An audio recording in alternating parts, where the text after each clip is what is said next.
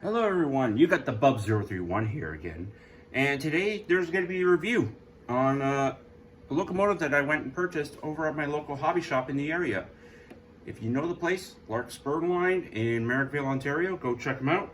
Great deals, great product that they have in store, and great prices. I saw this, it was a spontaneous buy, and I just couldn't resist. So today, we're going to do a review on Rapido General Motors Diesel Division F59PH.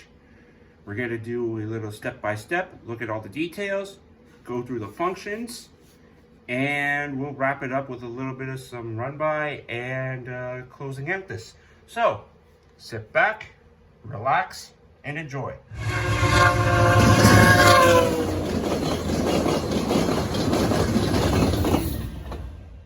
Okay. Now that we got the intro out of the way, let's open this bad boy up. As you can see, Rapido's nice little box.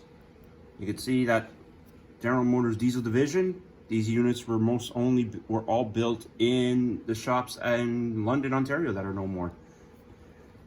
And on the side, I grabbed the HO scale version of the Exco Transit leasing units, because there were actually 4 that ran with via rail.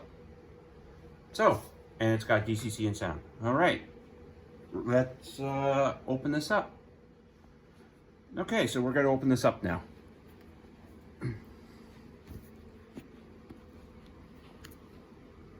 As you, oh, she's sealed in there pretty good.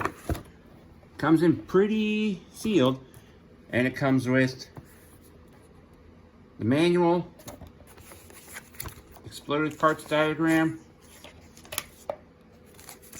a few stickers protected in its foam, and the unit itself in its cradle. There is nothing else though. Like, I thought, because since it's an unnumbered version, maybe there would be decals that would come with it, but I guess not. Oh well, we'll see what happens. But yeah. So we're gonna pull it out of its cradle, and then we will go from there. Okay, so we're gonna start off with the front of the locomotive. And as you can see the headlight on the nose here, individually applied grab irons, all colored yellow. The Triclops style windows, which were a unique design with the F59PH. The Canadian style class lights. You got the white on the outside, green in the middle, and then red. You got the anti-climber in the front. Ditch lights are underneath. You got the coupler bar, the MU underneath. You got the actual MU hoses all tucked away inside the actual Canadian pilot.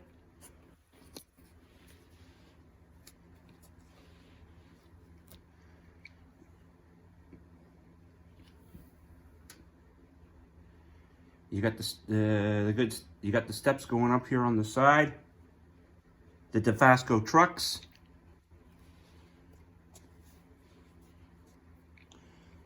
The fuel tank. Apparently these units were very fuel efficient. That's why the fuel tanks were so small.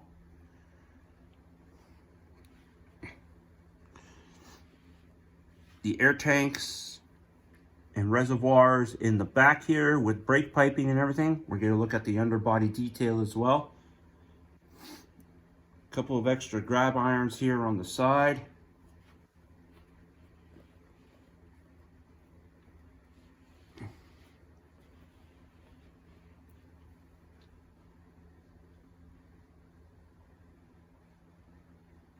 Oh, so we're missing a piece. I believe there's usually a cover here or something like that for the grill, but it's missing, I guess. Okay, we'll have to put a word in to see if we can get a piece. As well as you got more grab rails up top here. You got the rear light, which is individually applied when you turn it on when the functions. You got the stowed MU cables, airline at the back here, sand fill hatches.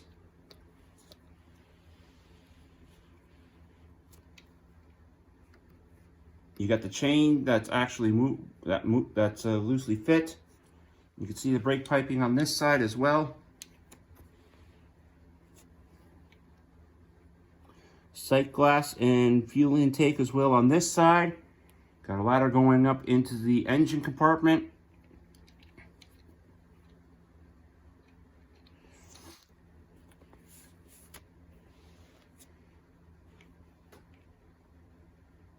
And of course on the nose you also got Canadian flags on each side. On top you actually have the AC units, the antennas for operating, exhaust stack, horn, dynamic brakes, and cooling fans, as well as the grills there. They're actually photo etch grills that are applied to the unit on both sides. Okay, let's look underneath.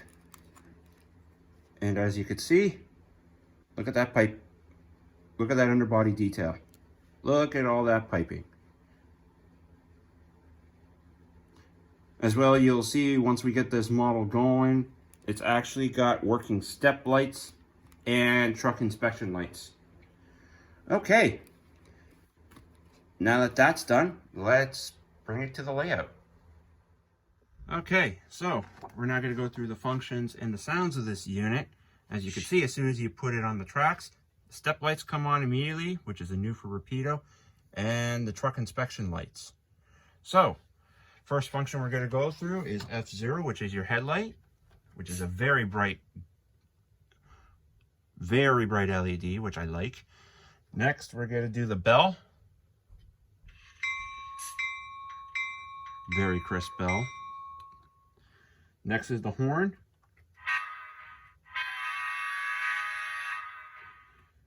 F3 and F4 are more for like when you're operating the unit, when it's moving, because F3 is the flange squeal and F4 is the drive hold, so that you could be notching it up while it's still staying at track speed, just to make it get that that tractive effort that you hear when she's powering up trying to climb a hill.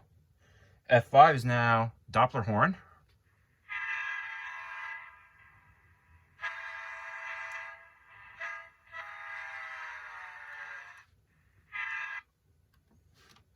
Yeah, you got to shut it off there a second time just to make sure that it doesn't keep going.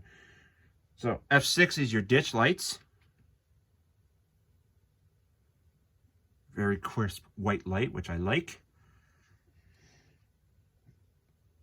F7 is the dim, which you really don't see it that much in this, so that's weird. I don't know why.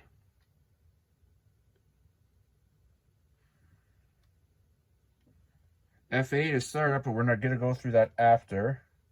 F9 is your class lights. So on the outside, you got your white, your green in the middle, and then your reds in the middle for when the locomotive is in the rear of the consist pushing. F10 is your independent brake. More for like when you're operating the unit. Now, some of the other functions here, for if they are equipped, for F11 and F12, you got a roof strobe light and the emergency gyro light. So that would be for the other units. F13 is the backup light. We will see that when we do a few run-bys with it.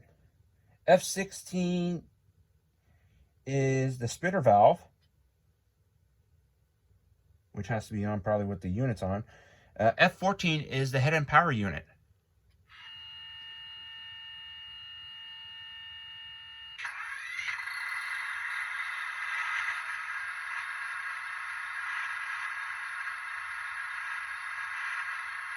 F17 is to actually turn off your step lights.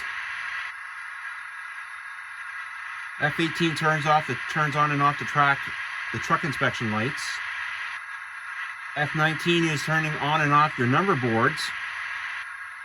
We have no number boards on this one because, well, she's unnumbered. And F20 is your air compressor.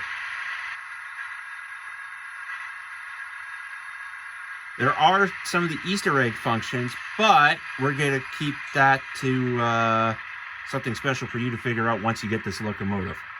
All right, so we're going to move on to actually moving the locomotive. Okay, now we got some of the functions done while it was static. We're now going to move on to moving it. So first thing you're going to do is hit function 8. Listen to that prime mover start up.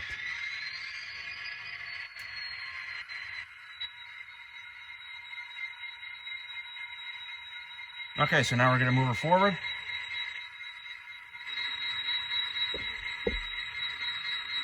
Jostles a little bit. That's just at speed step 2. But once you're past speed step 5, she starts to get a lot smoother. And now at speed step 5.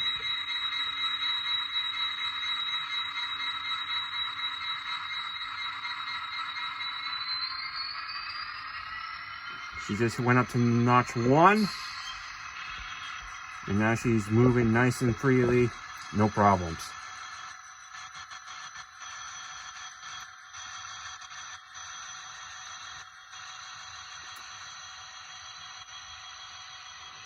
Now we're at the back of the locomotive. Once we move to reversing it, then you press F13 to get your reverse light back on.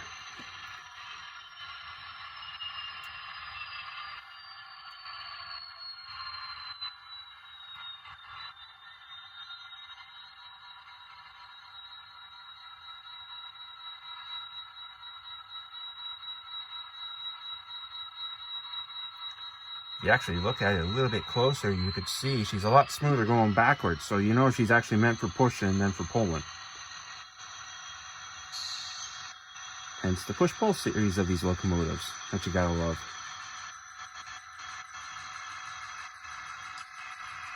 Such a beautiful locomotive. I'm loving this every more and more.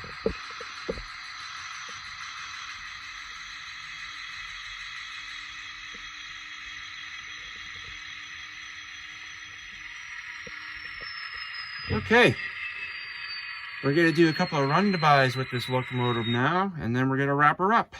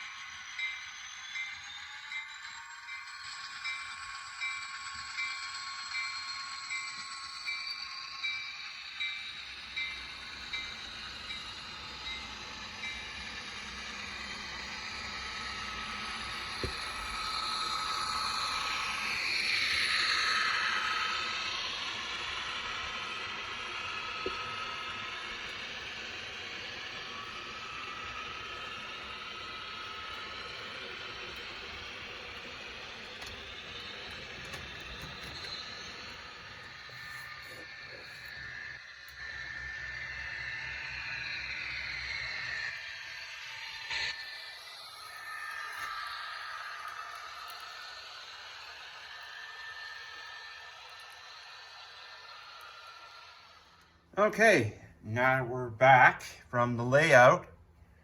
I'm gonna wrap this up. I want to thank Kris, aka GoViaorgohome, for letting us use his layout for using the functions and doing some good run-by shots. As well, I want to thank Lark Spur line for the model at a good price, which was $359.95. Go check him out. As well as go check out GoViaorgohome on his YouTube page. More reviews to come. All in all, I like the model. I can't wait to put some work into this there to make it look like one of the ones that pulled the via contests. And that'll be it for now. Have a good one, everyone. And as always, make sure the signal's green and keep moving down the line.